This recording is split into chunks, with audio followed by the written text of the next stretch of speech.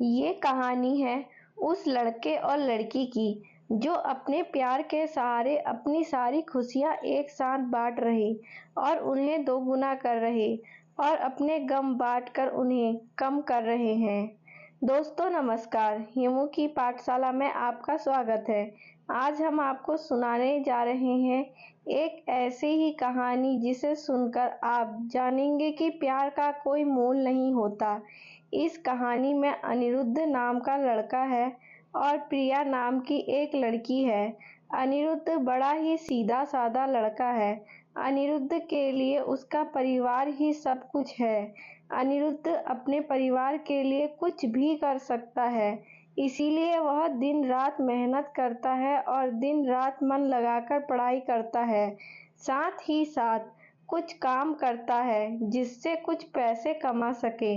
अनिरुद्ध दिन रात इसीलिए मेहनत करता है ताकि वह पढ़ लिख कर कुछ कर सके, बड़ा आदमी बन सके और अपने परिवार का नाम रोशन कर सके। अनिरुद्ध की यही ख्वाहिश थी कि अपने माँ बाप को वह खुशी दे सके जिसके वह हकदार है। अनिरुद्ध इंजीनियरिंग करता है, साथ ही साथ वह पार्ट टाइम जॉब भी करता है। अनिरुद्ध चाहता है कि वह बहुत बड़ा आदमी बने, उसे अपने करियर में सक्सेस मिले ताकि आगे चलकर उससे उसके परिवार को किसी भी तरह की मुसीबत का सामना ना करना पड़े। अनिरुद्ध रोज की तरह अपने ऑफिस जा रहा था। वहाँ आज उसके ऑफिस में एक प्रिया नाम की लड़की ने न्यू ज्वाइनिंग की होती है। प्रिया को देखते ही अनिरुद्ध को उससे प्यार हो जाता है। पहली नज़र का प्यार। प्रिया भी अनिरुद्ध की तरह ही सीधी सादी लड़की होती है जिसके लिए उसका परिवार और उसका फ्यूचर ही सब कुछ है। वह अपने माँ बाप का हाथ बांटने के लिए पढ़ाई के साथ साथ पार्ट टाइम जॉब भी करती है। प्रिया लेकिन अनिरुद्ध से थोड़ी सी अलग है। अनिरुद्ध अपने माँ बाप के कहने पर चलता है, जैसा वह कहते हैं वैसा ही करता है। लेकिन प्रिया अपने सपनों को जीना चाहती है, वह अपने सपने पूरे करना चाहती है। उसका जो दिल चाहता है वह वही करती है। उसने कभी दुनिया की फिक्र नहीं की, लेकिन उसके परिवार की पूरी सोच उसके सपनों के आड़े आ गई। इसीलिए प्रिया अपने सपने अब तक जी नहीं पा रही थी, पर उसके मन में अभी शंका जगी हुई थी। उसका भगवान में भी काफी विश्वास था। उसे यकीन था कि एक ना एक दिन उसके सपने पूरे जरूर होंगे। जब अनिरुद्ध और प्रिया की पहली मुलाकात हुई, अनिरुद्ध उसे अपना दिल दे बैठा। उस दिन से दोनों में दोस्ती हो गई। प्रिया को अनिरुद्ध का स्वभाव अच्छा लगने लगा। अनिरुद्ध हर वक्त उससे बात करता, उसकी छोटी छोटी चीजों में मदद करता, हर वक्त उसका ख्याल रखना, हमेशा उसे पूछना कि उसने खाना खाया कि नहीं। धीरे धीरे प्रिया भी अनिरुद्ध को पसंद करने लगी थी। फिर एक दिन अनिरुद्ध ने प्रिया से अपने प्यार का इजहार किया और प्रिया ने भी हाँ कह दी, क्योंकि प्रिया को भी प्यार चाहिए था। वह हमेशा अकेली थी। अंदर से उसे कभी इतना प्यार नहीं मिला किसी और से, और ना ही किसी ने कभी उसकी परवाह की।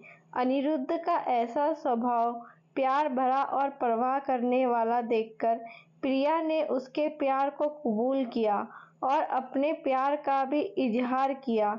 इसी तरह दोनों एक साथ घूमते मिलते, एक दूसरे से बातें करते और अपने प्यार की खुशियों के पल समेट रहे थे। प्यार में मीठी तकरार तो होती है। इनके बीच की तकरार हुई, पर इन्होंने एक दूसरे को समझा, एक दूसरे को संभाला और हमेशा एक दूसरे का साथ दिया। अनिरुद्ध और प्रिया दोनों एक साथ कॉलेज जाते हैं, एक साथ काम पर जाते हैं, हमेशा एक दूसरे के साथ रहते हैं। इसी तरह खट्टी मीठी यादों के साथ दोनों ने एक साथ 4 साल गुजार लिए। अनिरुद्ध इंजीनियर बन गया और उसकी काफ़ी अच्छी नौकरी लग गई और प्रिया भी एक राइटर बन गई। साथ ही साथ वह अच्छा गाना भी गाती थी। अनिरुद्ध ने उसका सपना भी पूरा करने में मदद की, गाना गाने का और अपनी आवाज़ को लोगों तक पहुंचाने का। इतना समय साथ गुजारने के बाद दोनों के बीच में प्यार बहुत गहरा हो गया। दोनों एक दूसरे के बिना अब जी ही नहीं सकते थे। दोनों एक दूसरे के दिल की धड़कन बन चुके थे। दोनों ने सोचा कि वह अब अपने अपने परिवार वालों को अपने रिश्ते के बारे में बताए। जब दोनों ने यह बात अपने घर में बताई तब दोनों के ही परिवार वालों ने इस रिश्ते से इनकार कर दिया, क्योंकि दोनों एक कास्ट के नहीं थे, दोनों अलग अलग कास्ट के थे। उनके परिवार वालों को यह रिश्ता मंजूर नहीं था कि उनके बच्चे उनके खिलाफ जाकर, बिरादरी के खिलाफ जाकर, अपनी कास्ट के खिलाफ जाकर किसी और से शादी करें। उन दोनों के परिवार वालों ने उनका मिलना, फ़ोन पे बात करना सब बंद कर दिया। दोनों एक दूसरे के बिना रह नहीं पा रहे थे। दोनों एक दूसरे की यादों में तड़प रहे थे। दोनों एक दूसरे को मिलने के लिए बेचैन थे। अनिरुद्ध, जो अपने परिवार की इतनी इज्जत करता है, उनके लिए कुछ भी कर सकता है, उन्हें कभी दुख नहीं दे सकता।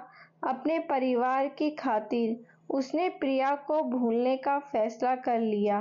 प्रिया को अपने प्यार और भगवान पे पूरा भरोसा था। उसे यकीन था कि वह एक ना एक दिन जरूर अनिरुद्ध के साथ होगी। इसीलिए उसने कभी हिम्मत नहीं हारी। उसने बहुत कुछ किया अनिरुद्ध को पाने के लिए। रोज सुबह शाम वो भगवान से प्रार्थना करती थी। रोज अपने माँ बाप से कहती थी कि उसे कभी भी उसकी कोई बात नहीं टाली। किसी चीज के लिए उसने ना ही कभी कहा। अपनी जिंदगी का फैसला वो खुद करना चाहती थी, क्योंकि वह जानती थी कि उसकी खुशी अनिरुद्ध के साथ है और किसी के साथ नहीं। प्रिया अकेले ही अपने प्यार के लिए लड़ी, उम्मीद कायम रखी, भगवान पे भरोसा रखा और एक दिन उसके परिवार वाले मान गए।